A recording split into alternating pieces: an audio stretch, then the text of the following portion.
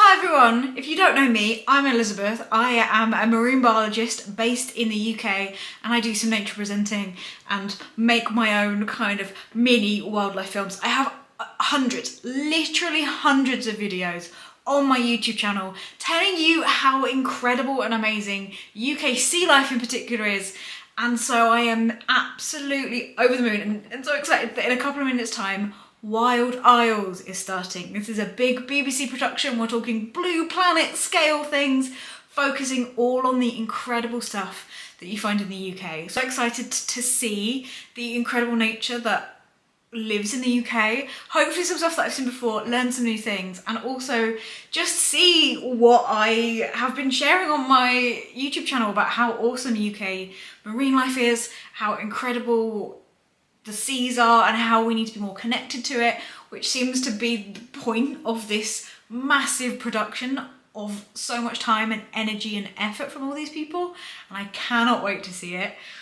In terms of reactions, I'm not actually going to be like recording the tiny reactions on the screen of like the actual clip itself. What I'm going to do is record me watching it for the first time, put those in a very quick montage, and then talk about each kind of section as we go. So if you watch the episode, you can kind of pause and watch each section and then see what I say if you want to watch it at the same time. Or if you've watched it, you'll know what I'm talking about and then you can watch along.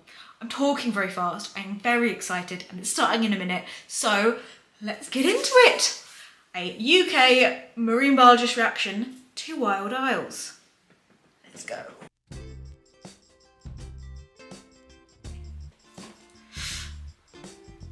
Yeah, you tell him, David Attenborough, you tell him. Oh, it's a little autopilot. Yeah, take that, rest of the planet.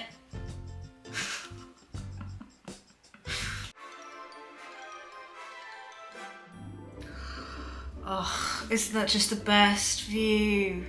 I want to live in that lighthouse. That would do me. Sorted.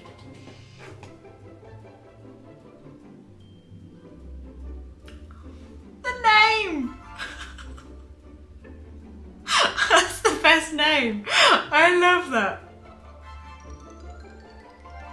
I need to get to Shetland. I know who these are.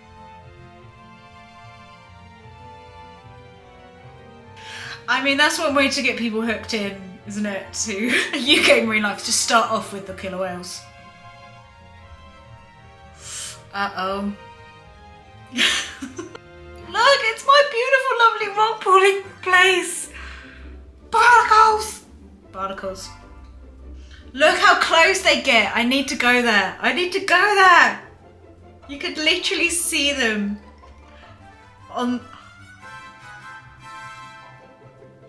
Oh my goodness. Look! I could be rock pooling there. I'm going freelancing. Maybe I'll just move to Shetland. Sounds good. Smart.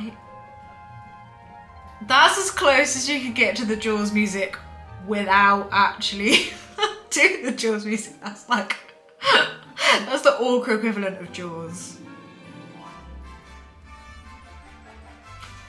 Yoink!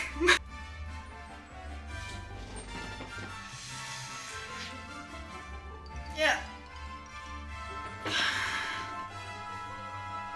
At least they're sharing it.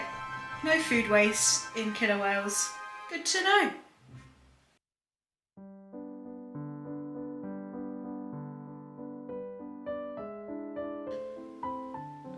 Oh my god, geologists are gonna lose their minds!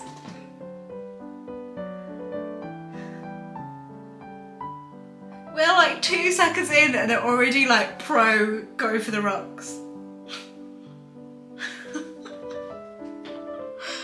Oh, amazing. Yes, go rocks! You know what makes really good rocks? Rock pools.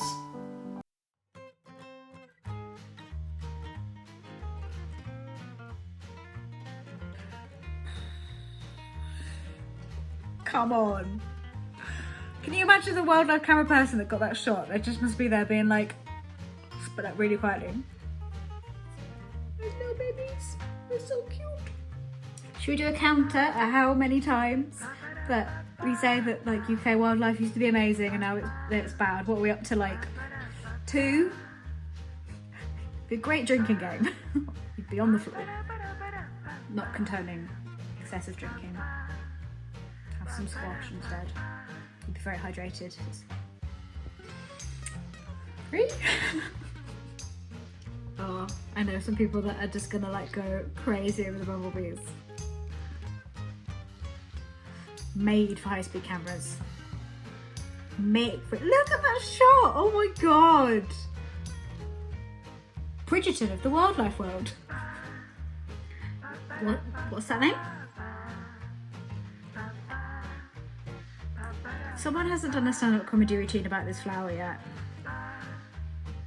There's something in there, I think. There's something in there. Bulbous chamber. Thought I was going to talk about barnacles then. Barnacle geese. I have a great story about barnacle geese. I'll have to say afterwards. Does extinct now 12 pairs count? I think that's 5. Ooh. I haven't heard about chalk streams. Absolute posers. Where is our admiration for these damselflies when they're talking about how long people hold their breath in Avatar: The Way of Water? These things are laying their eggs underwater.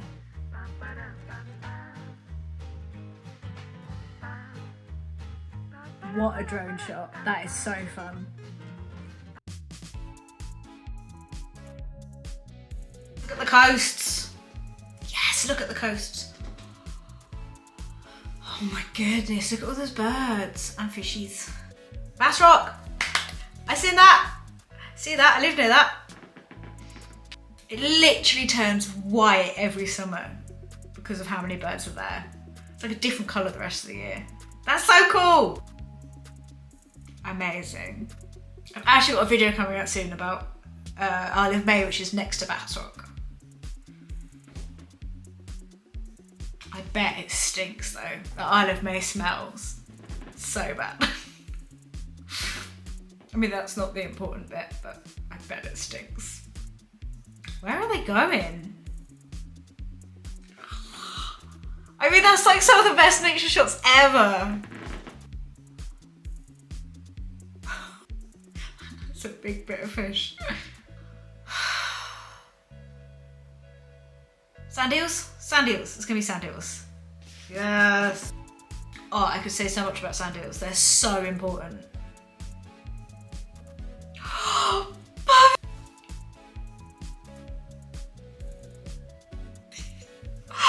I love the sound. Are you kidding me? I have so many pictures of puffins carrying sand eels. I'm obsessed. Hey, leave the puffins alone.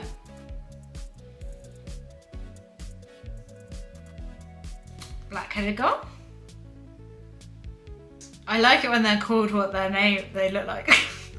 I actually don't know Zebediah very well. That was just a well-named bird. Leave the puffins alone. I mean, usually I don't like the orca and the seal thing. It's like, well, fair game to both. You shouldn't favour birds over each other, but the puffins are so cute. Yeah, go on, puffin.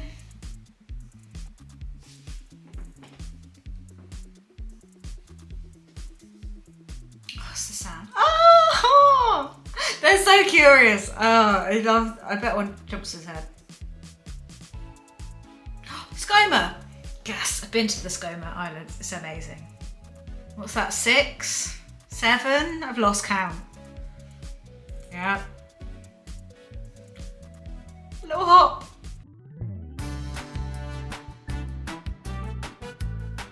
Yes, preach, David Attenborough. If you're not going to listen to David Attenborough, then who are you going to listen to?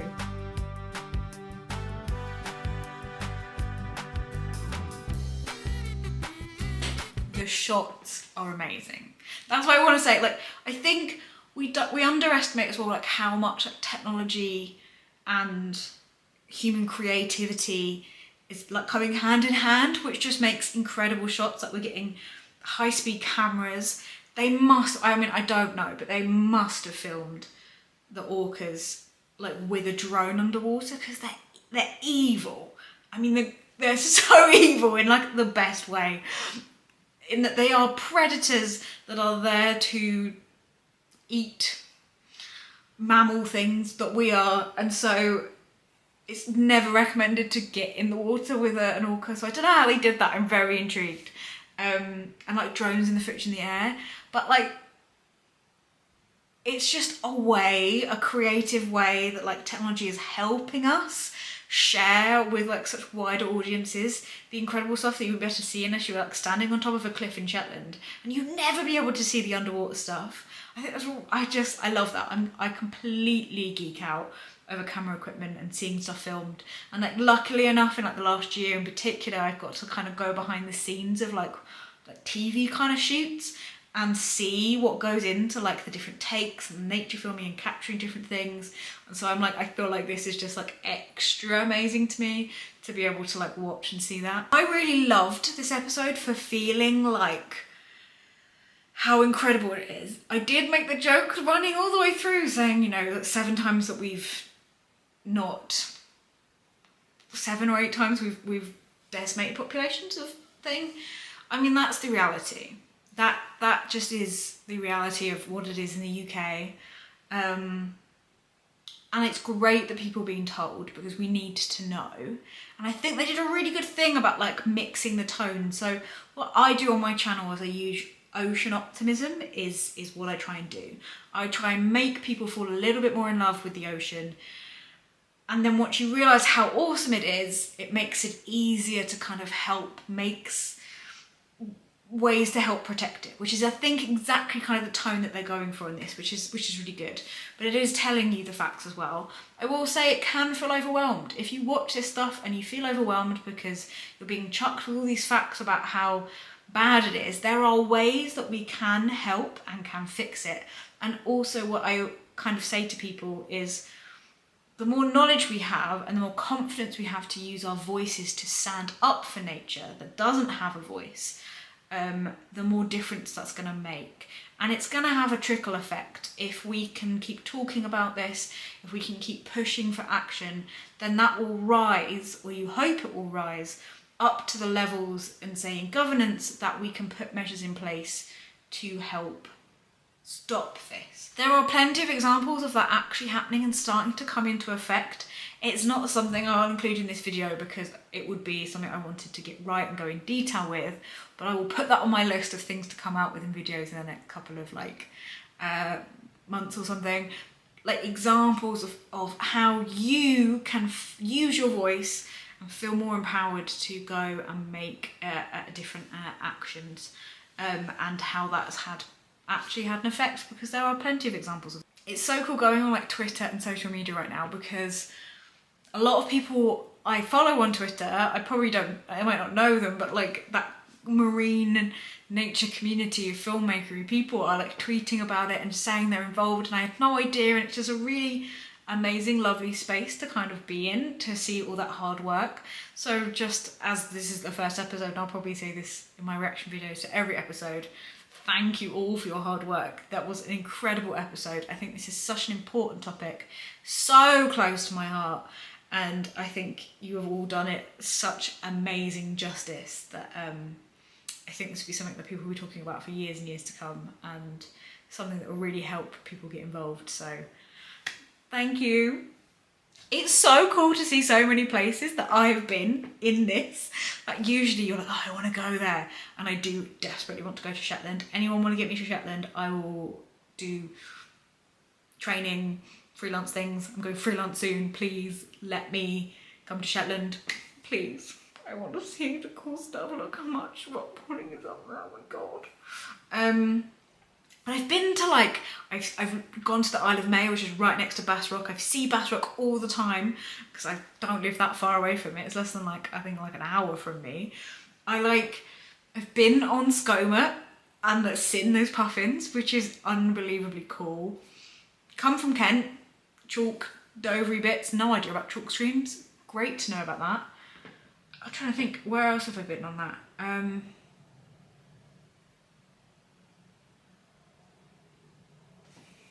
It's just cool. It's just amazing to see UK sea life on the big fancy BBC screen. But I will reiterate, if you want to see more of the incredible UK sea life, check out my channel. I have tons and tons and tons of underwater footage and footage of sea life, and I'm going to have a video very soon coming out of the Isle of May, which is right next to Bass Rock, which I filmed a load of cool stuff on, so check that out too. Like, subscribe, get not only your Wild Isle fix, if you need a fix throughout the week, which I'm sure you will do, check out my videos, and I will catch you next week. Bye.